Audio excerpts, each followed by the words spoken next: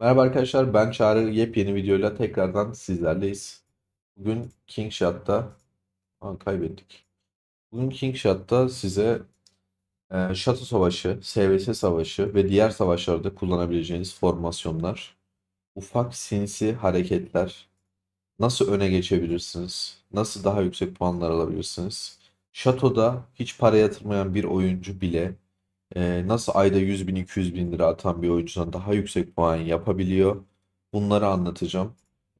Belki bu bazı oyuncular tarafından hoş karşılanmayabilir ama ben yine bildiğim bilgileri size anlatayım arkadaşlar. Uygulayıp uygulamamak tamamen sizin elinizde. Şimdi videoyu beğenip yorum yaparsanız çok sevinirim. Çekmemi istediğiniz videolarda yorumlarda yazın. Telegram, Discord ve WhatsApp grubumuza katılıp beni Instagram'dan takip edebilirsiniz. Hepsi videonun açıklamalarında mevcut. Şimdi burada bir rally açtık ve savaşı kaybettik.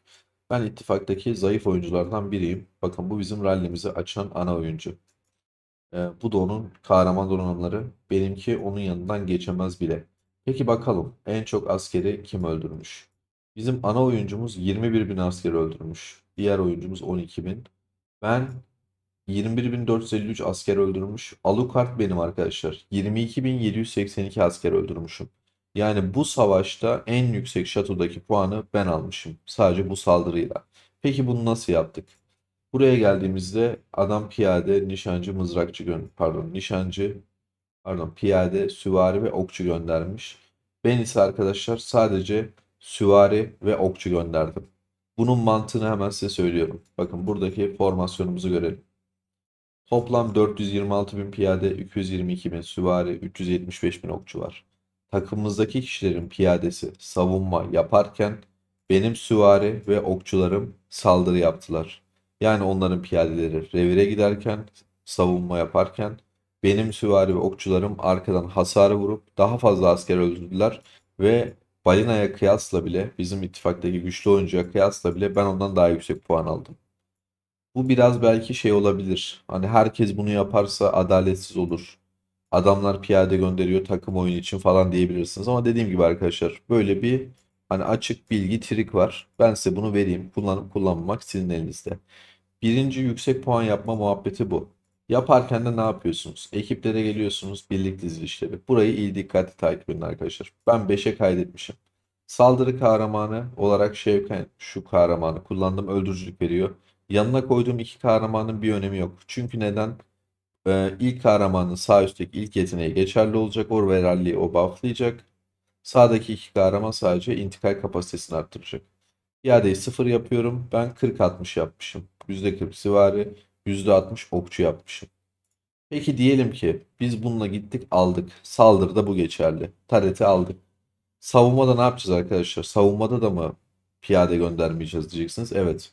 Savunmada bu şekilde arkadaşlar. Yine bakın piyade yok. Diyelim ki girdik içeri aldık. İçeride benim bu askerlerim bu birimim duruyor. İçeriye hemen yeni bir garnizon ekleyeceğim. Bakalım bizim elimizde olan bir garnizon var mı? Garnizonu ekle. Şu an burası dolu ama içeride bunların olduğunu düşünün. Maalesef şu an savaş bizim adımıza çok kötü gittiği için bu hesapta doğru düzgün bir video çekemiyorum size gösterecek olarak. O yüzden biraz şey üstüne anlatacağım. İçeride bunların olduğunu düşünün. Hemen şuraya tıklıyorum. Herkes de bunun 5 yıldız ya da 4 yıldız bunun yüksek olduğunu varsayarsak ilk kahramanı bu koyacaksınız savunmada. Sonraki ikisinin ne koyduğunuz önemi yok.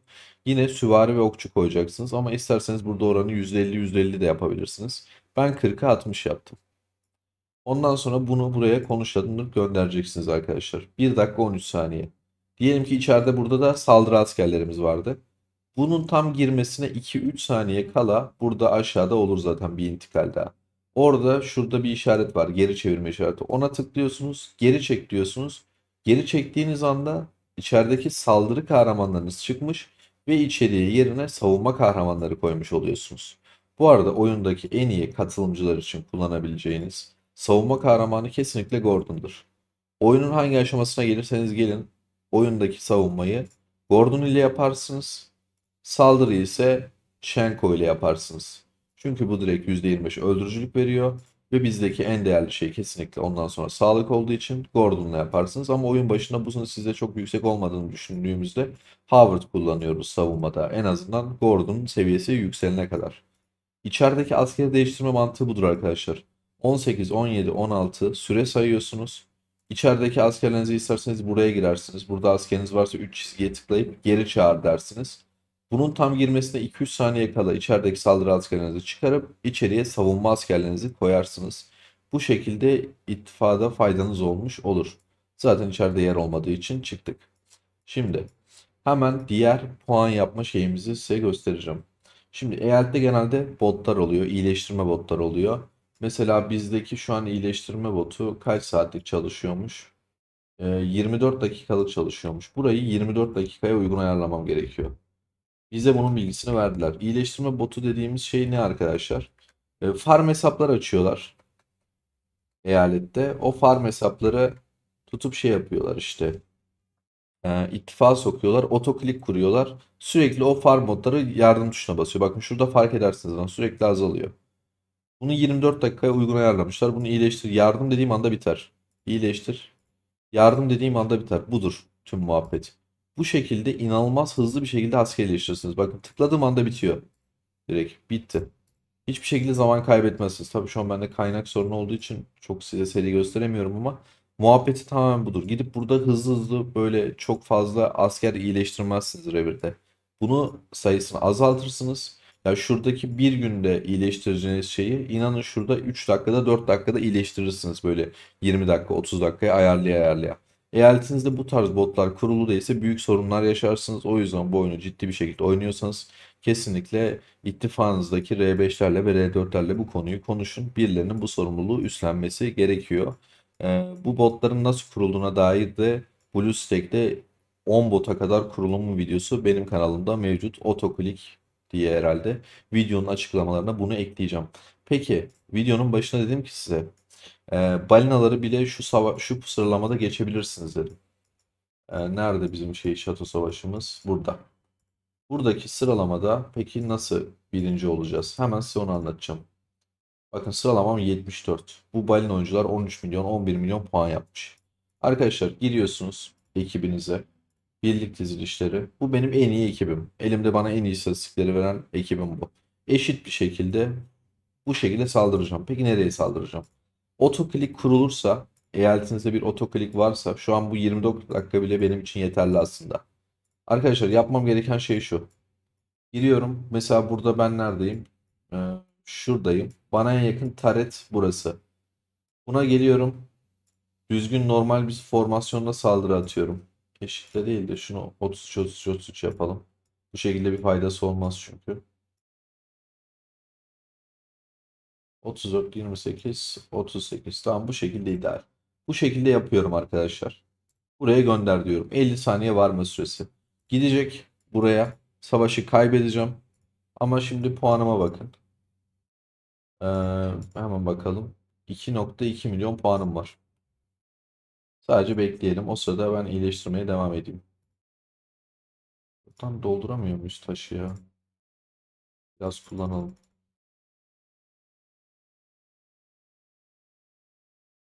Tamam. Ya tamamen muhabbeti bu arkadaşlar bakın. Seri seri tıklayabilirsiniz. Böyle bekleme yaptığı zamanlarda bunu biraz düşürebilirsiniz. 400 yaparsanız muhtemelen daha hızlı olacaktır. Evet. Daha hızlı oluyor. Tamamen muhabbeti bu. Asker revir iyileştirmeyi, revir sıfırlamanın muhabbeti tamamen budur. En hızlı şekilde böyle doldurabilirsiniz. Hemen vurduk şatoya. Puana bakıyoruz. 2,2 idi. 3,2 oldu arkadaşlar. 1 milyon puan aldık. Yani ben her 1 dakika gidiş, 1 dakika dönüş, 2 dakikada bir milyon puan alacağım. Arkadaşlar bu inanılmaz bir şey. Otoklikte varsa burada zaten revire bak kaç bin askerim yaralandı? 43 bin. Bizim yani eyaletlerimizde 20 tane 25 tane bot oluyor. Yani bu ne demek oluyor? 20-25 tane farm hesabın olması şu anlama geliyor. Ee, bu asker buraya gidip vurup yaralanıp gelene kadar ben o 43 bin askeri burada iyileştiriyorum zaten. Hadi 43 binini iyileştirmeyeyim 30 binini iyileştireyim. Savaş boyunca bunu yapıyorsunuz. Savaşın sonunda inanın arkadaşlar şuradaki sıralamada şu oyuncuyu 3'e katlamış oluyorsunuz. Bu oyuncu çünkü balin oyuncu. Bu adam bunu yapamaz.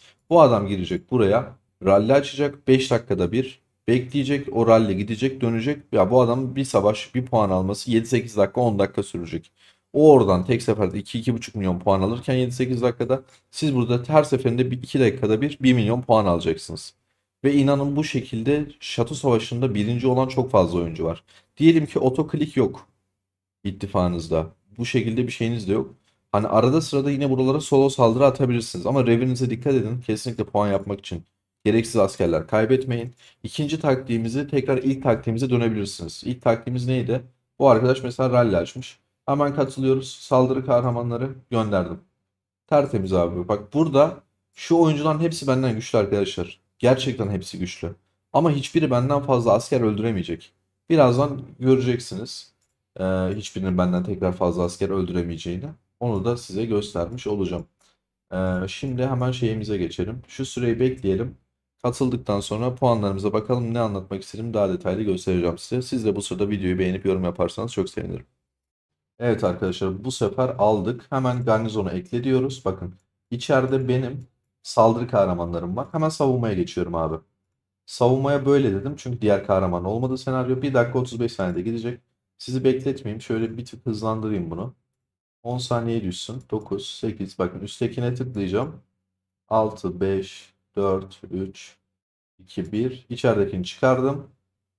Hop, yenisi girdi ve içeride şu an savunma kahramanlarımız var arkadaşlar.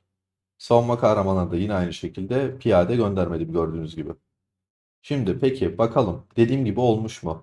Saldırdık ve kazandık. 139 bin bizden gitmiş, 309 bin onlardan gitmiş. Peki burada en çok askeri kim öldürmüş? Hemen şöyle iniyoruz. Bizim en güçlü oyuncumuz 53 bin asker öldürmüş. Ben ise 55 bin asker öldürmüşüm. Bunu normalde hayatta yapamayız arkadaşlar. Bakın buradaki birinci sıradaki kişi oyuna 30-40 bin liraya yakın para yatırmış. Abi benim bu hesaba yatırılan para 1000 lira bile değil. Bakın 1000 lira bile yatırılmamış bu hesaba. Bak görüyorsunuz zaten süvari askerinden herhangi bir yaralı şu bu falan olmaz. Savaşlarda sadece piyadeler ve okçular ölür. Bu şekilde revirde gönderdiğim asker sayısını da azaltıyorum ben. Bizimkilerin revirine her seferinde 40 bin 50 bin asker giderken benimkinde 10-15 bin geliyor. Bu arada sizi zaten arka planda bekletirken bakarsanız eğer 90 bine yakın bir şeyim vardı. Onu da şey yaptım. Tabii şu an tekrar bir arttı buraya saldırı olunca. Çünkü savaşta kaybetmişiz. Bunu kaybetmişiz. 370 bine 156 bin. Peki savunmada en çok kim öldürmüş? Hemen o rapora bakalım. Bizim adamımız en güçlü adamımız 17 bin öldürmüş. Ben çok asker atamadım içeriye. Ona rağmen bile bakın kaç askeri var toplam? 91 bin askeri var. Benim 92 bin askerim var. 23 bin. Şu arkadaşın 118 bin askeri var. 22 bin puan yapmış. Ben 23 bin puan yapmışım. Onur'un 126 bin askeri var. 22 bin 700 puan yapmış. Ben ise 23 bin 300 yapmışım. Onur bu videoyu izlerse umarım bize sövmez. Piyade göndermedik diye. Ya dediğim gibi arkadaşlar bu biraz etik dışı olabilir. Ama eğer siz bir eyalette bireysel oynuyorsanız, hani benim için eyaletin bir önemi yok zaten kendi ekibim yok diyorsanız, kesinlikle bu taktiği uygulayarak da botlar olmadan savaşta en yüksek puanı alıp sıralamaya girebilirsiniz. İlla bu oyuna yüksek paralar yatırmanıza gerek yok. Artık tamamen taktik size kalmış. Dediğim gibi bu etkinlikteki ödüller çok önemli, tılsımlar. Ama gidip şey yapmayın. Asker öldürtmeyin. Revinizdeki askerlere dikkat edin. Belli bir süre sonra gidip şey yapın. Askerlerinizi falan iyileştirin. Olmadı mola falan verin.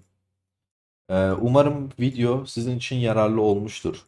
Bu arada bot muhabbetine geçersek diyeceksiniz ki ittifakta 100 kişi var. Nasıl botları koyacağız, farm hesapları koyacağız? Bakın arkadaşlar, Şato Savaşı başladı. 74 kişi çevrim içi. Hatta 58'e düştü şu anda. Başında gelmiş 48'e düştü. Gitgide de düşüyor. Ya diyelim ki 70 kişi çevrim içi olsun. 100 kişi hiçbir zaman Şato Savaşı'na katılmaz arkadaşlar. En az 30 kişilik yer var. Atın ittifaktan, öncesine konuşun.